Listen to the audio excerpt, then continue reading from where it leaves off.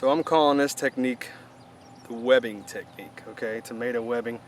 And it's just something that I decided to do because I had the stakes, I had the string, and I needed to come up with something creative because I didn't want to have to, you know, get more tomato cages. So this is just temporary. So if you're having the same kind of problem trying to figure out, you know, what to do with your cherry tomatoes, this might help you a little bit. So let's take a look.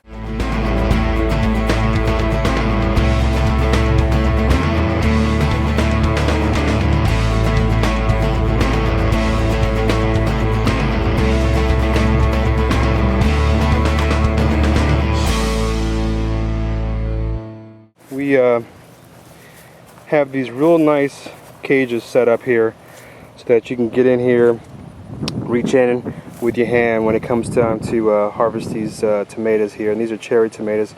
These are just absolutely, man, these are really, really good. If you can grow these, I strongly suggest you do that. Now this cage isn't as nice as the other one. And what I mean by the other one is this big guy here. And the reason why that is that you don't have the same amount of space. I mean, you literally have to like cut open some spots in here to get your hand in here. Okay, let me show you what I'm talking about. So you only have, you know, maybe what, a couple inches, and there's no way I'm getting my hand through there. If I do, it's going to be really tight. So I just cut it at the middle and then push it up.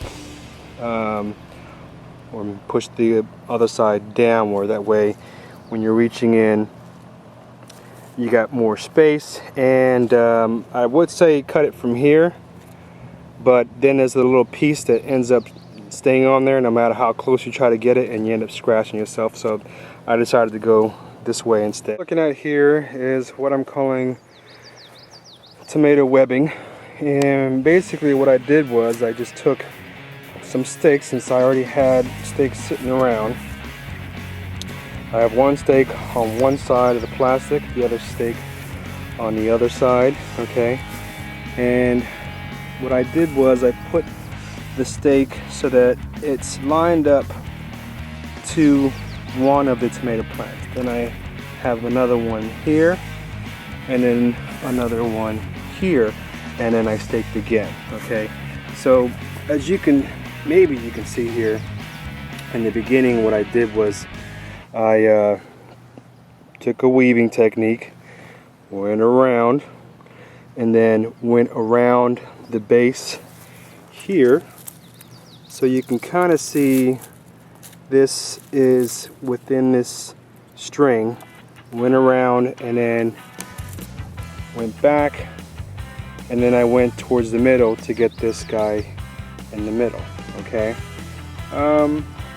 Now, like I said, I had the string, I had the stakes, I did not have the cages, and I figured I'd just give it a try and see, you know, see if it would work. And actually, it does do a pretty decent job, especially with these kind of tomatoes, because these plants are extremely fragile, very sensitive. They will crack so easily when you start moving these plants around. You know, they're just really thin. This particular tomato, they have smaller clusters, but they're very, very sweet. They turn to a nice bright red, but they're very sweet. And when we harvest these, you can't just pull them off here like some of the other, like Sun Golds, because once you pull them off here, they're just going to crack. They're going to split right there. So what we do is we just cut it here and just basically harvest the cluster, and we cut them in clusters. So because they're more sensitive to harvesting and moving around, this open method actually works really well, because when you're coming and you're harvesting your tomatoes, you can easily reach over, you can reach in, plenty of room to maneuver around. And this technique, I like this. And now I start off in the bottom doing an X formation, okay? So I went around here, went around that tomato, went over, went around this tomato plant, okay, then went back, and then on the outside I basically just used one string. I didn't see any need to do two strings because they're just going to be used as support, as you can kind of see here. See how it's just kind of leaning, preventing it from really hanging out, and that works pretty good. So as you can see, wherever the tomato plant was at the base, I used one string on one side and one string on the other side. Same with that one. Same with that one. And then as I'm getting to the third tier, I'm just using one string and going all the way down. Makes it much easier and faster for stringing up, just to keep it supported, because otherwise you're going to spend. And the downfall to this is that it takes more time to string, but you know, when you don't have the cages and you're looking for a method and you have stakes around, this is a really nice technique to use.